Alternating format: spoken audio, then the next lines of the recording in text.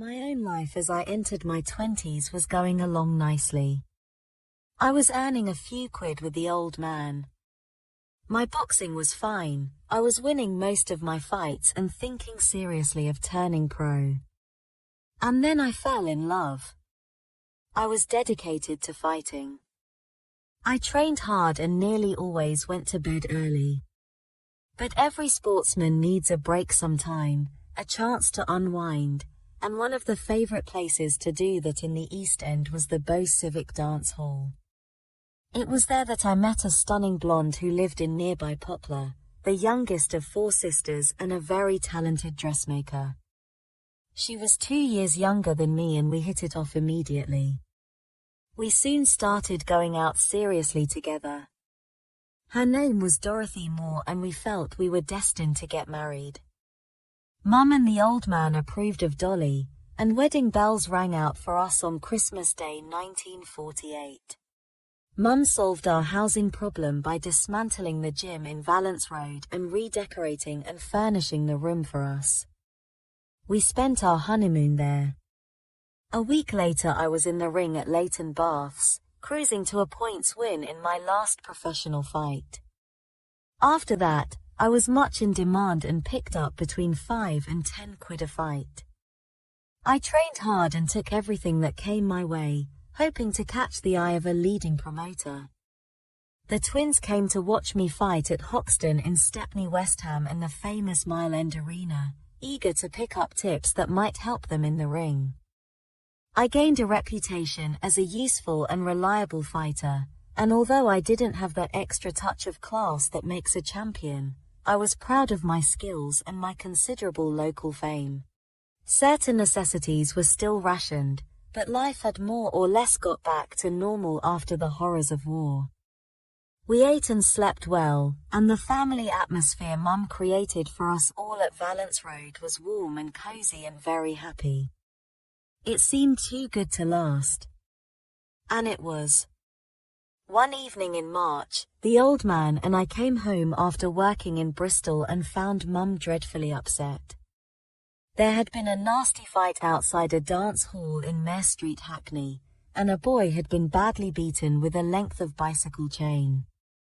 The twins had been arrested. Mum couldn't believe it, neither could the old man and I, because the twins had never once needed to use anything other than their fists to settle an argument. The case went to the Old Bailey. The twins were innocent of the offences with which they were charged and they were rightly acquitted.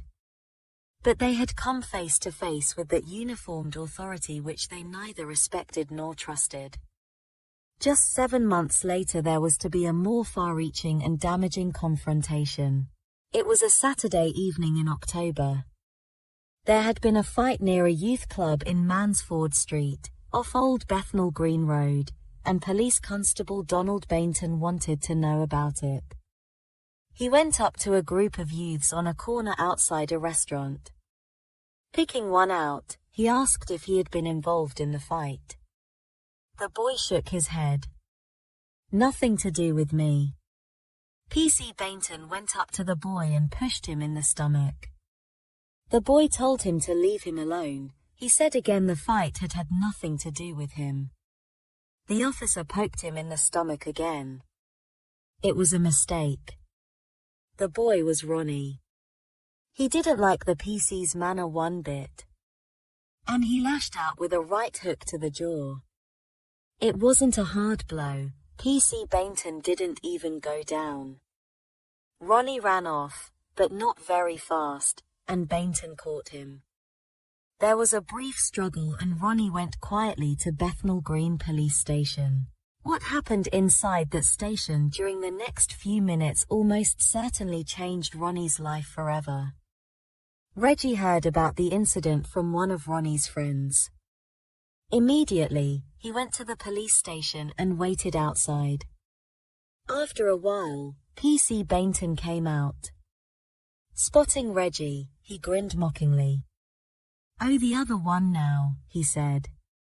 "I've just put your brother in there and given him a good hiding. He ain't so clever now." Reggie sneered. "You won't give me a hiding," he said. Then he darted into a side street, but not too quickly. Thinking Reggie was running away, Bainton chased after him. It was his second mistake of the evening. When he turned the corner, Reggie was waiting, and he slammed into the surprised officer's face with a few right and left-handers, then walked away. I was at home with Mum when someone knocked at the door and told us what had happened. When I got to the police station, I couldn't believe it. Ronnie was in a terrible state, blood all over him, his shirt ripped to pieces. "What the hell happened?" I asked. Ronnie was still defiant. His eyes hardened. "They got flash. A load of them came in the cell and gave me a hiding." He glanced over to some of them watching. "They all think they're big men. If they want a row, it's 10-handed. I turned round on them angrily. "Aren't you lot clever?" I said sarcastically. "Not one of you is man enough to fight him on your own." "Look, Charlie," one of them said in a friendly tone. "We don't want any trouble or any problems." "No problems," I yelled. "I'm going to cause you plenty of problems.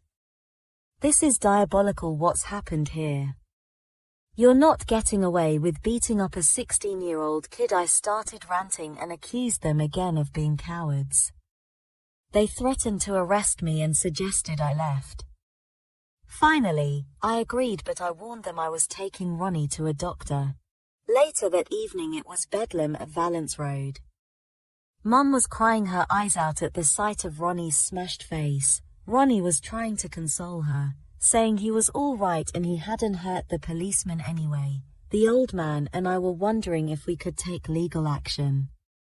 Then there was a knock at the front door. It was an inspector the old man knew from the local Nick. PC Bainton was with him, looking the worse for wear.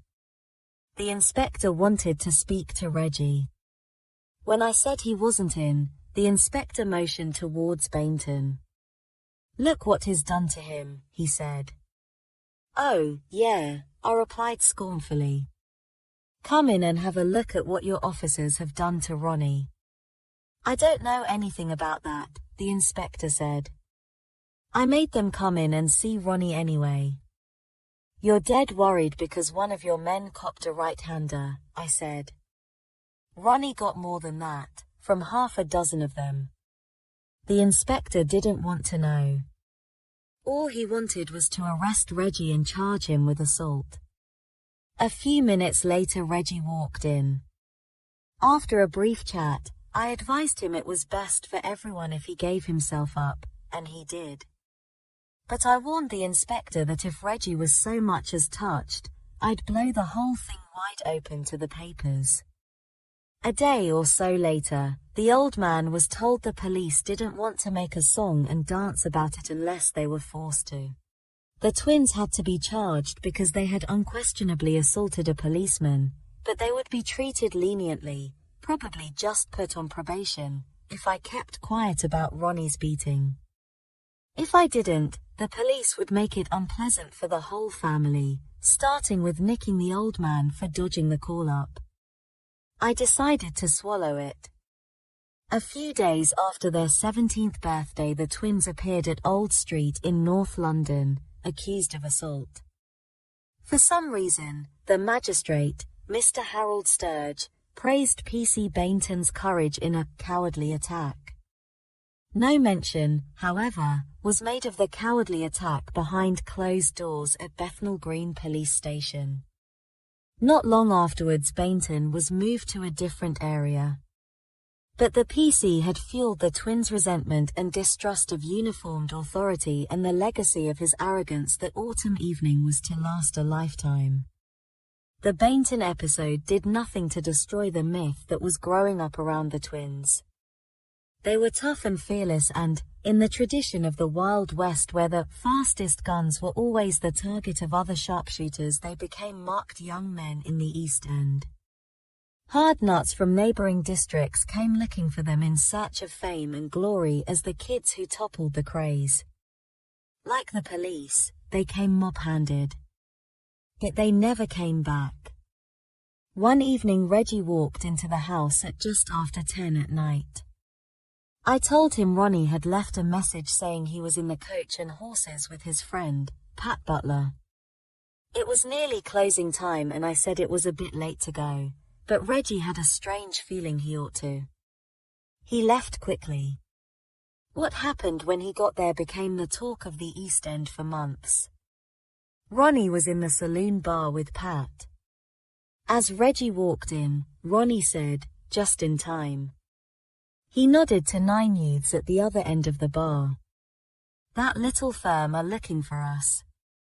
A few minutes later, the twins told Pat to make sure he stayed out of the way, then dashed out of the door, as though they were scared. But it was only a ploy to reduce the odds a little. As 4 of the rival gang followed them into the street, the twins doubled back into the saloon, through the public bar, taking the remaining 5 by surprise. It was an almighty battle. Fists flew, chairs were thrown, tables overturned. Although the twins were outnumbered by more than 2 to 1, they floored the whole lot. And when the other 4 ran back in, they knocked them out too. Amazingly, the twins came out of that scrap virtually unscathed.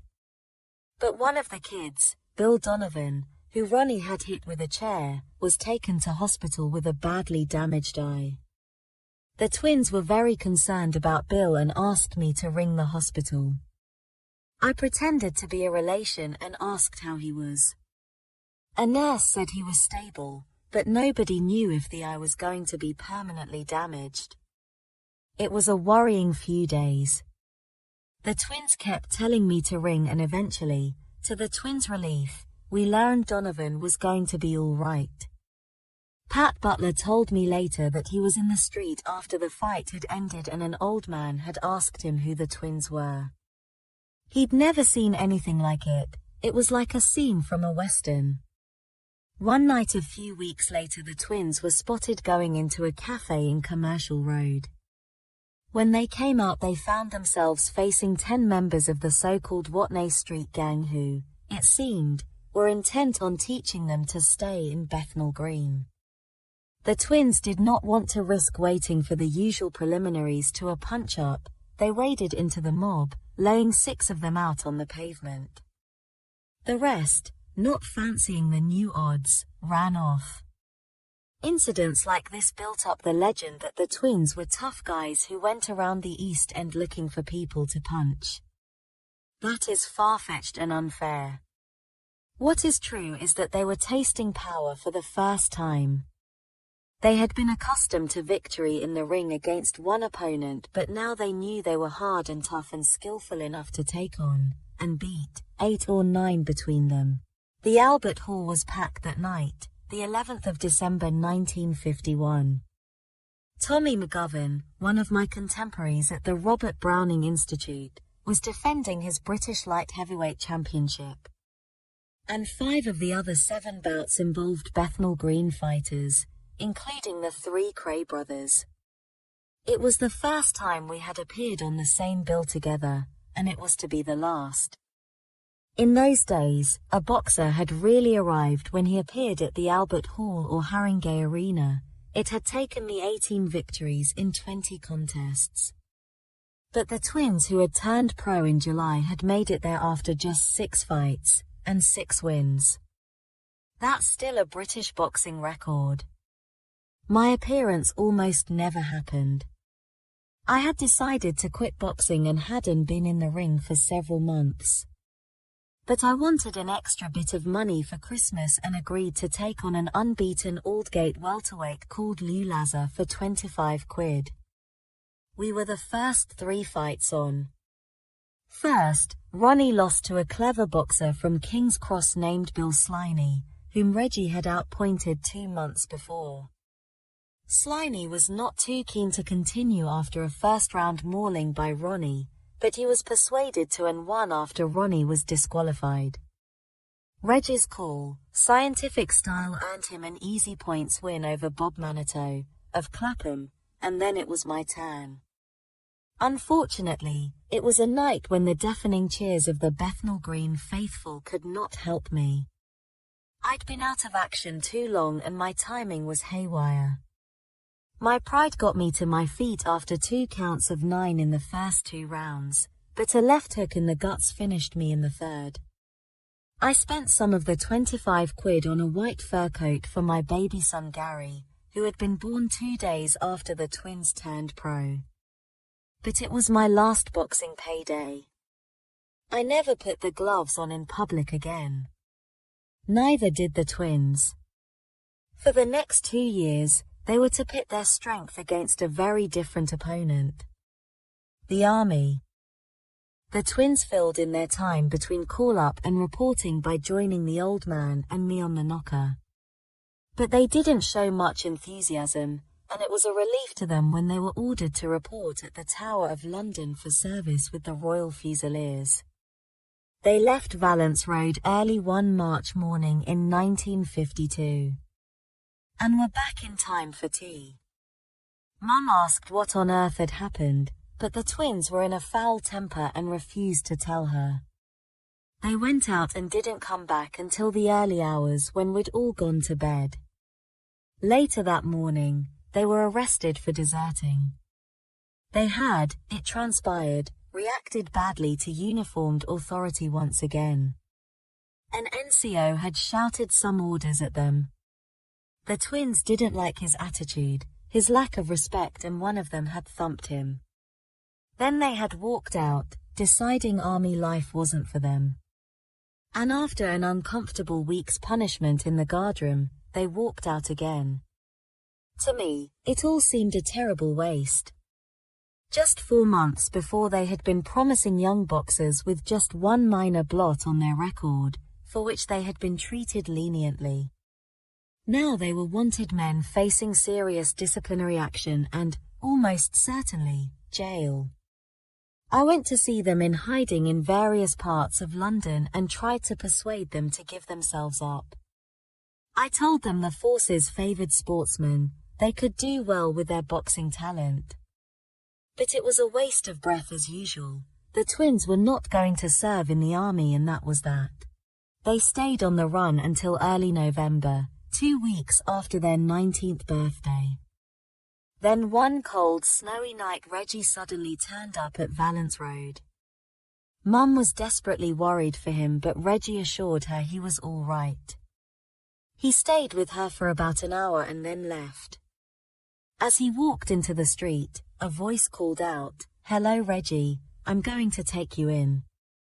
It was PC John Fisher, who knew the twins by sight. Reggie asked him calmly to do him a favour and go away. He didn't want a row.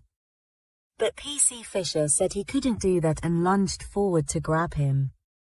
Reggie ducked and threw a right hand. PC Fisher fell to the ground and Reggie hurried away in the snow. It was only a matter of time. The police knew both twins were in the area and they were picked up a few hours later.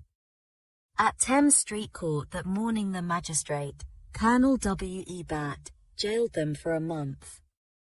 It was the first time they had seen the inside of a prison as convicted persons. After their sentence, a military escort took the twins to Wemyss Barracks at Canterbury in Kent, where they were court-martialed for desertion. They escaped yet again, but it was a short-lived freedom, and on the 12th of May 1953 the twins found themselves serving 9 months detention in the notorious military prison of Shepton Mallet in Somerset. It was to be a tough 9 months for the army. The prison staff at Shepton Mallet had never seen anyone like the twins before, and several sergeants were replaced because they couldn't handle them. The twins were so uncontrollable that the commanding officer sought my help. He wondered why it was impossible to get through to the twins with words, why they resolved everything with violence. I tried to explain that life was like that in the East End. If anyone tried to threaten you, you hit them first. It was a world which that polite and charming CO would never understand, and he asked me to have a quiet word with the twins. I agreed to try. The twins were unimpressed that I'd been having a cozy chat over a cup of tea with the CO. All the guards understood was a punch in the face, they said, and that was what they'd get. Nothing I tried to say cut any ice with them. They simply would not tolerate being ordered around. Tell them to do something and they'd rebel. Ask them, in a civil tone, and they would be fine. Ronnie, particularly, would rebel against a strong person, unless he had reason to respect him. There was one sergeant there they did like. He was firm but courteous, and they did what he told them. The twins didn't always use violence to make their point. One day a military policeman who had been giving Ronnie a hard time was standing outside the cobbler's shop where Ronnie was working. Suddenly Ronnie rushed out, blood all over his face, screaming, "That's it, I've done it now, it's all over. Better get in there." The guard, convinced there had been a murder, dashed off to get reinforcements, but by the time they arrived everything was calm. Ronnie, who had smeared the blood over his face after cutting his hand slightly while working, was back at his bench. "What the hell happened here?" demanded a senior officer. Ronnie looked at him blankly. "Nothing," he replied. Then he looked at the embarrassed MP. "He must be going round the bend. Been working too hard or something." It is a pity that the NCO at the Tower of London rubbed the twins up the wrong way that March morning in 1952, because I'm sure they could have made something of themselves in the army. They were fit and strong, and they would have loved the physical side. I'm sure they would have become physical training instructors in no time. They both had a lot of guts too. Once on an assault course, Ronnie jumped from something and landed awkwardly, crashing his knee sickeningly into his chin. But he forced himself to carry on. He had unbelievable determination and hated quitting anything. They both had a gift for leadership too, and had it been wartime, I feel it would have been a very different story. They were the type who could so easily have distinguished themselves with courage in the face of extreme danger. As it was, the twins spent what should have been the rest of their national service giving the Shepton Mallet staff a very hard time. And when they were thrown out onto Civvy Street towards the end of 1953, each of their records bore that ugly scar, dishonorable discharge. What, I wondered, were they going to do with the rest of their lives? What they could have done was box for a living. They were both above average, particularly Reggie, and I'm sure they could have earned a few bob. I'd seen what boxing in the forces had done for me, and I'd urged them to give it a go in the army. But, as usual, the twins felt they knew best. When they found themselves back in Civvy Street, Ronnie had lost interest in fighting, and Reggie used the excuse that he would not get a license because of his army record. He did train with me though, and the fitter he became, the more he felt he would like to box professionally. Finally, he did apply for his license. However, the Christmas incident with PC Fisher was on his record and would have gone against him but for a lovely gesture by the policeman. He wrote to the boxing board explaining that Reggie's punch that night was thrown under provocation. Reggie told me to walk away, but I didn't accept his advice, PC Fisher wrote. I tried to grab him, thereby provoking him to hit me to evade arrest. That letter swayed the decision in Reggie's favor and he was granted his license.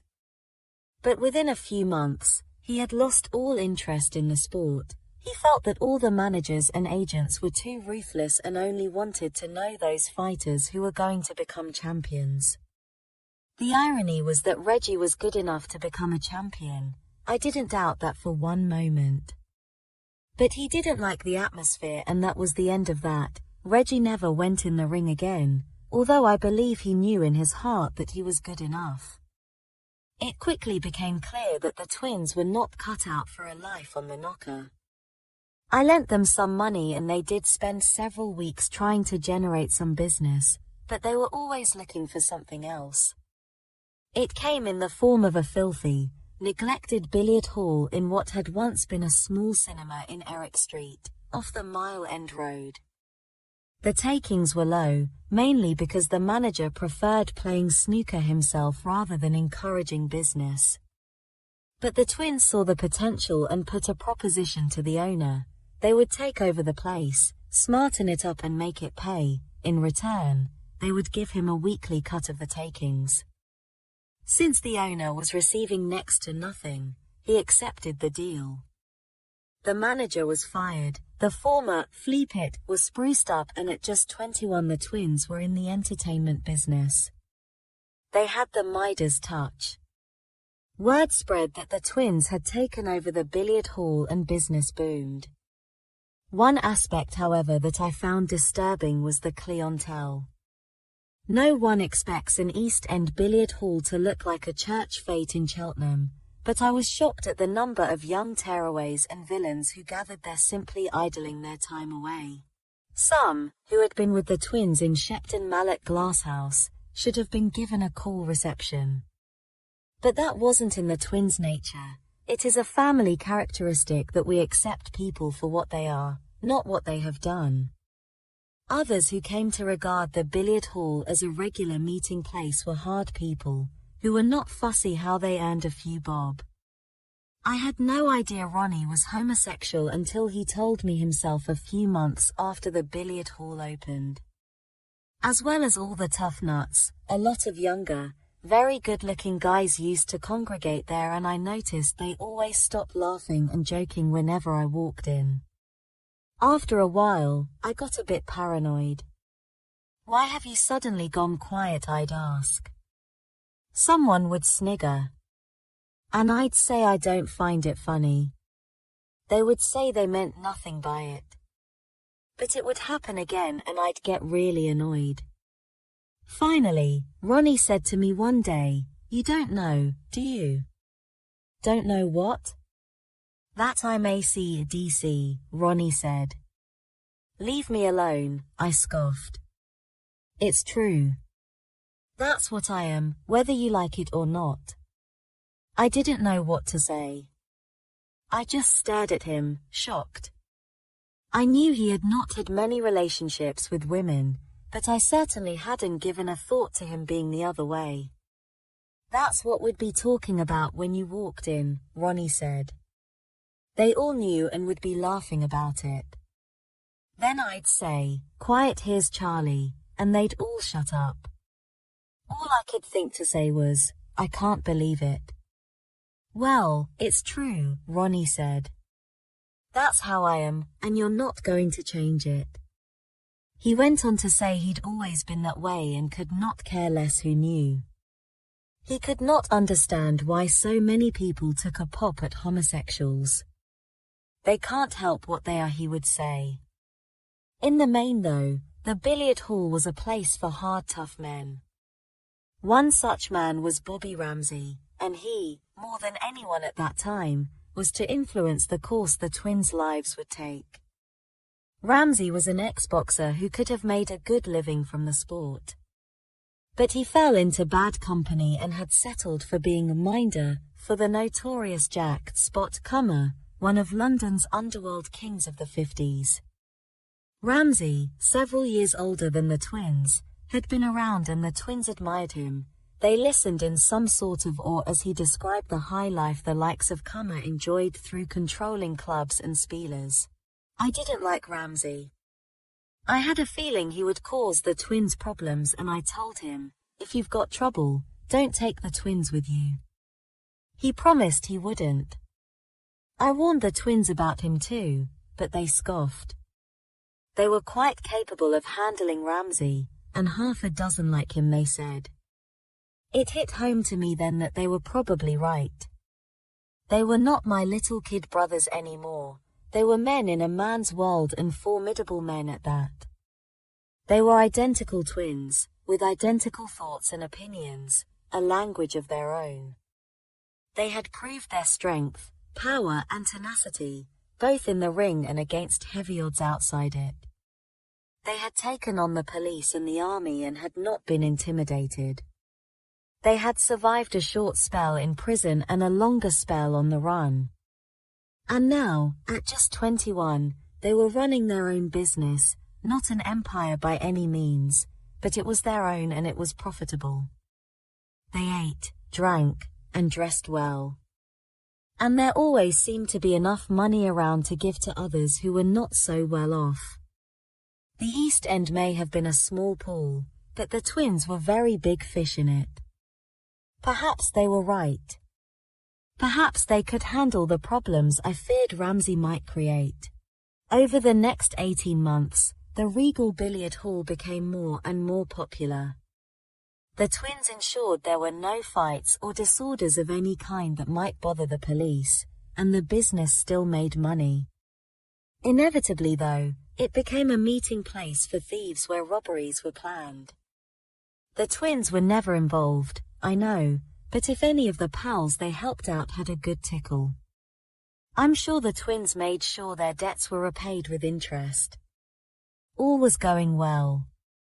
The twins, particularly Reggie, were becoming more ambitious and thinking of opening a more respectable club where decent East End families could go. And then Bobby Ramsay turned up. He hadn't been at the billiard hall for several weeks, and when he arrived one hot August night in 1956, I learned why. He had been hit on the head with an iron bar during a fight with a gang from the Watney Street area, the other side of Commercial Road. Now that he had recovered, he wanted revenge. He'd come into the billiard hall with a pal, Billy Jones, and asked Ronnie to go with them to a local pub called the Britannia. A villain called Charlie Martin, who had wielded the iron bar, was drinking there with Jimmy Fullerton, a local tearaway who'd helped in the attack. Ramsay was in a dangerous mood. He said he had several weapons in his car, including a bayonet. He asked Ronnie to go with him. Before they left, Ronnie went behind the bar. He opened a drawer and took out a loaded revolver. Martin and Fullerton were not at the Britannia, but Martin's younger brother, Terry, was. On the principle that one of the Watney Street mob was better than none, he was dragged outside. Ramsay, his bayonet tucked in his trousers, laid into him, then pulled out the bayonet and stuck it up the young man's backside. At that time, East End gang feuds were commonplace. Normally, a victim was carted off to hospital, mouths were kept shut and the police never got involved. But that night Ramsay was a reckless fool. As he drove away from the Britannia, he got stopped for speeding. The officers in the patrol car couldn't believe their luck when they found a blood-stained bayonet, a crowbar, and an axe in the car. Ramsay, Jones, and Ronnie were arrested. At the station, the gun was found in Ronnie's pocket. It had not been fired, but that made little difference. While the three of them were being questioned, a report came in that a man had been taken to the London hospital with serious stab wounds. The police put two and two together and spoke to Terry Martin, who confirmed he had been attacked.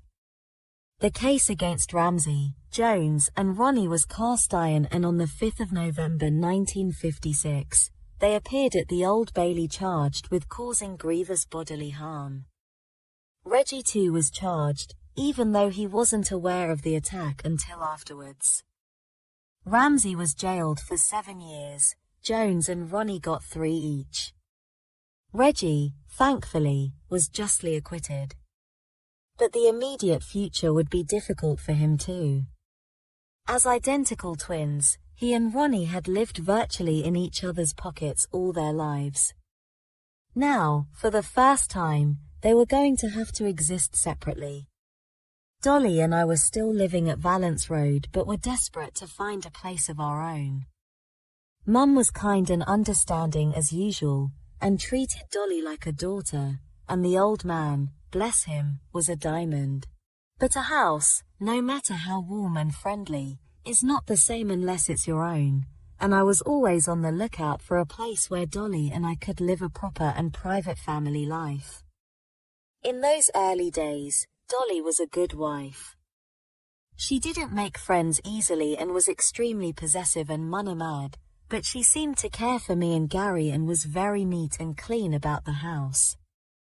She was a highly strung woman with a vivid imagination though, and when Gary needed surgery to correct a squint, she convinced herself he would be blind for the rest of his life. I'd had a couple of insights into her strange behavior when we were courting. Often Dolly would stay overnight at Valence Road, sleeping with Mum upstairs while I shared the twins' room downstairs. Once, at about 3 in the morning, there was an almighty crash and I found Dolly staggering around in the hall, covered in blood. She'd had a nightmare and thrown herself through a closed window onto the scullery roof. Amazingly, she escaped with just a badly cut face. The other occasion was when I was boxing in a competition in Watford. Dolly was at the ringside, having seen me qualify for the semi-final. But when she saw the man I was to meet knock out his opponent in the first round, she fled. She came back after I'd won the competition, but I don't know to this day whether it was the prospect of seeing me hammered that made her run, or the thought that I wouldn't win the £15 prize money. Life on the knocker did have its moments and I'd get a terrific buzz coming home with a load of gear that would fetch 10 times as much as I'd paid, but I was eager to better our standard of living.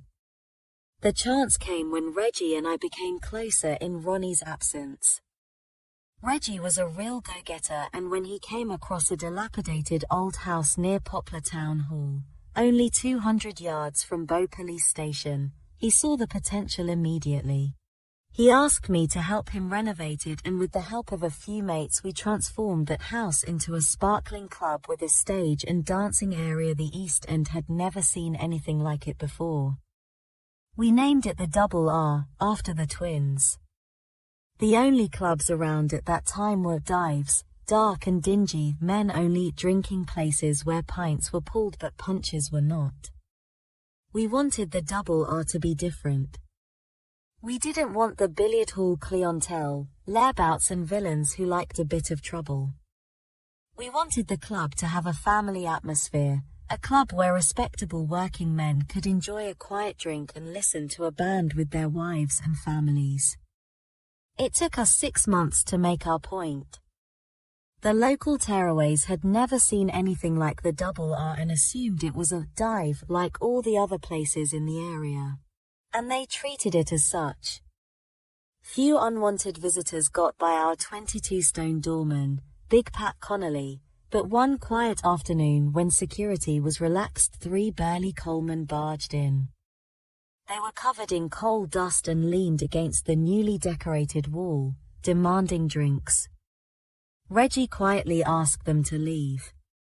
They started to argue and one of them aimed a punch at Reggie. I was serving behind the bar and raced round to give Reggie a hand. It wasn't necessary. By the time I arrived, all 3 were laid out. Reggie was extremely swift to nip problems in the bud. He hit first and did not bother to ask questions afterwards. One night an over-enthusiastic customer made the mistake of trying to take the microphone from a woman singing on stage. Reggie took the mic away and handed it back to her.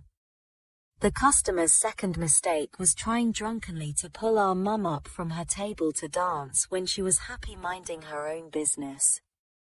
Reggie felled him with a right hook, then ordered him to be carried out. 2 days later the customer came back and, rather sheepishly, apologized. I'd always settled disputes with words, not fists. And up to the day we opened the Double R, I'd never had a fight outside the ring. I had had arguments with the twins over this when they resorted to violence. I told them they should not get involved in fights, but they would sneer and say I had no idea what was going on, what it was like when someone was spoiling your business. I found myself taking a different view when the troublemakers started getting busy at the Double R. After all the hard work that had gone into transforming that Bow Road house, I was damned if I was going to stand by and watch some mindless Jack the lads ruin the venture before it had properly started. So, when there was no other way out, I met violence with violence. I spoke to the idiots in the language they understood, and, since I was fit and technically well-equipped, I was able to handle myself more than adequately. Reggie was amused and quietly pleased by my attitude. The afternoons were worst. If there was going to be trouble, that was the time. I had asked Dolly to stay away during the day, but one afternoon she came in for something. 3 blokes were drinking at the bar and one said, "Hello, darling." I let that pass because I was all for being friendly, but then they all started making stupid, unsubtle remarks, generally being leery and showing a lack of respect to a woman. I was serving behind the bar and politely asked them to be quiet because Dolly was my wife. Unfortunately, they took no notice, and finally I went around the other side of the bar to show them the door. One of them threw a punch, and before I knew it I was having a row with all 3. Bill Donovan, who had been badly hurt in the coach and horses battle several years before, was on the door and helped me out. We finally sent the troublemakers on their way with a message not to come back. When Reggie heard about it, he said, "Now you know. Sometimes you've got to fight." I could not argue. But all the aggro got on my nerves and made me sick. I found it hard to understand the mentality of people who took a delight in smashing up something that was nice. We turned the room above the club into a gymnasium, and, although I left it very late to ask him, Britain's favourite boxing champ, Henry Cooper, came along with his manager, Jim Wicks, to open it. This helped publicise the Double R, and more people came along to see what it was like. The message finally got home to the sort that took pleasure in trouble, and gradually the club became the sort of establishment we had wanted in the beginning. The twins attracted all sorts, good, bad and indifferent, but everyone knew the rules and respected them. Some hard gangland men from South London crossed the water to drink there. They may have been enemies with some of the East End clientele, but after those first 6 months, there was hardly any hint of bother. The Double R, it seemed, was welcome neutral ground, a little Switzerland in the middle of Mile End. Reggie, who had a natural flair for mixing with all types, was the perfect host, and I ran the bar with Barry Clare, an engaging homosexual, who also doubled up as compere, calling up amateur talent from the customers. One night a lady asked Barry if she could sing a number. It was a beautiful blues song, and she was so good I asked her if she would come along and sing a couple of times a week. She was thrilled and said, "I'd be delighted." "How much do you want?" I asked. The lady laughed. "I don't want any money for singing." But I insisted, and she finally gave in to shut me up. I forget how much we agreed. It was probably a £5. After her first performance, I went up to her and tried to give her the money. She refused, but I forced her to take it. She had been excellent value and had earned it. She immediately went to the bar and put the money on the counter. "What are you doing?" I said. "You've paid me, Charlie," she replied. "I can do what I like with my own money. And what I'd like to do is buy everyone a drink," and she did. Not just then, but every time she came in. She was a lovely woman who just loved to sing, and her name was Queenie Watts. For the rich and famous, the West End had always been the place for a night out.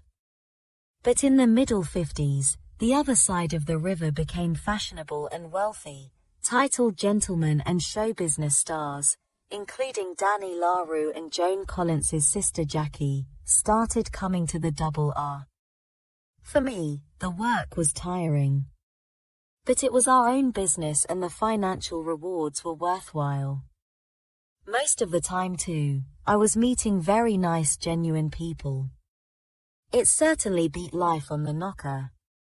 With business booming, Reggie and I decided to expand into gambling. At that time it was illegal. Bookmakers were not turf accountants with shops in the high street. They operated on street corners, and anyone who wanted to put a couple of bob on a horse risked being nicked.